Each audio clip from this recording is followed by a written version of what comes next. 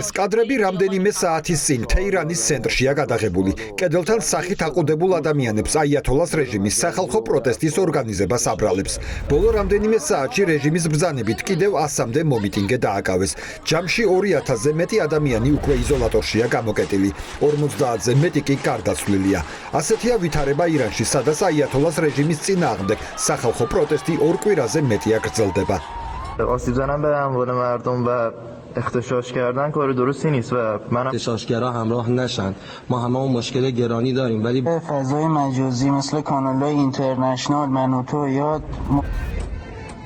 ირანელი აქტივისტები ამ დრომდე სრულ ინფორმაციულ ვაკუუმში იმყოფებიან. მთელი ქვეყნის მასშტაბით გათიშულია ინტერნეტი. მაუწყებლობს მხოლოდ ერთი სახელმწიფო ტელეარხი. ამ კადრებსაც სწორედ აიათოლას რეჟიმს დამორჩილებული ტელეკომპანია ავრცელებს. თეირანისა და ისპაჰანის ქუჩები ცეცხლის ალშია გახვეული. მომიტინგეებმა შეძლეს და აიღეს რამდენიმე სტრატეგიული მნიშვნელობის ადგილები. ხალხმა დაიკავა ქალაქის სამმართველოს შენობებიც. რეჟიმის მკაცრი პასუხისა და შეზღუდვების მიუხედავად ირანის ქუჩებში ათასობით მომიტინგე მაინც დგას. ხამენეის რეჟიმი ირანელი ხალხის პროტესტზე პასუხისმგებლობას ამერიკის შეერთებულ შტატებს და ისრაელს აკისრებს. საპროტესტო აქციების უკან ისრაელი და ამერიკის შეერთებული შტატები დგანან. ისინი საპროტესტო აქციებში პირდაპირ ერევიან. ცდილობენ რომ მშვიდობიანი დემონსტრაციები ძალადობრივი საპროტესტო აქციებად გარდაქმნან. დღეს მტერი კიდევ ერთი შეთქმულების გზით და კრიმინალური სიონისტური რეჟიმისა და მტრულად განწყობილი ტერორისტული დაჯგუფებების მხარდაჭერით ცდილობს ქალაქებში წესრიგის და სიმშვიდის დარღვევას და ქვეყნის საზოგადოებრივი უსაფრთხოების შელახვას. იგივე მტერი, რომლის ხელებით 12 დღიანი ომის დროს ამ ერის შვილების სისხლით იყო შეღებილი. ახლა ირანელი ხალხის მხარდაჭერის ცრუსაბაბი ცდილობს კიდევ ერთი ამბოხის აქეზებას. არსებობს ინფორმაცია, რომ ირანის უზენაესი ლიდერი ალი ხამენეი ისლამური რევოლუციის გუშაკთა კორპუსმა აღმოსავლეთ ირანში ტაბასის უდაბნოში მდებარე შორეულ მიწისქვეშა სამალავში გადაიყვანა. თუმცა ვიდრე ეს მოხდებოდა, ხამენეიმ გუშაკთა კორპუსს მითითება მისცა, რომ გადავიდნენ სამართალდამცველების მხარეს და იმოქმედონ პრინციპით ნულოვანი ტოლერანტობა. ირანის შაქის დინასტიის მემკვიდრე მომიტინგეებს საყოველთაო გაფიცვისკენ და ქალაქის ცენტრების დაკავებისკენ მოუწოდებს.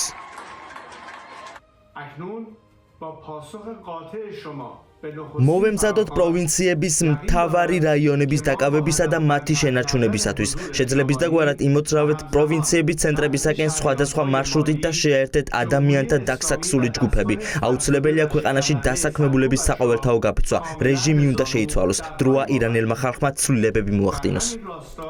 აიათოლას რეჟიმის მსახურების მუქარას ამერიკის შეერთებული შტატების პრეზიდენტი დონალდ ტრამპი პასუხობს.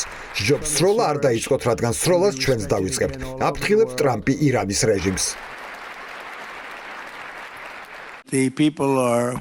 როგორც ხედავ, ხალხი გარკვეულ ქალაქებზე კონტროლს ამყარებს, რაც რამდენიმე კვირის წინ არავის წარმოედგინა. სიტუაციას დიდი ყურადღებით ვაკვირდებით. ეს განცხადება ადრეც მკაცრად გავაკეთე.